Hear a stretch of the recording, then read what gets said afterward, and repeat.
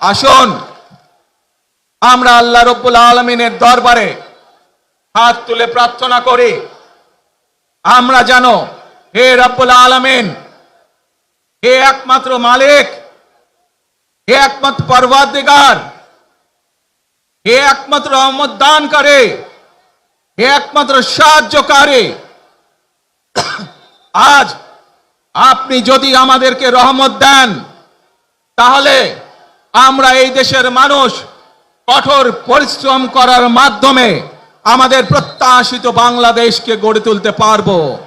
আজ যদি আল্লাহর রহমত এই দেশ এবং এই দেশের মানুষের পক্ষে থাকে, আল্লাহর সাহায্য, আল্লাহর দয়া এই দেশের মানুষের উপরে, এই দেশের উপরে থাকে, ইনশাআল্লাহ আমরা আমাদের প্রত্যাশিত বাংলাদেশ গড়ে তুলতে সক্ষম হব।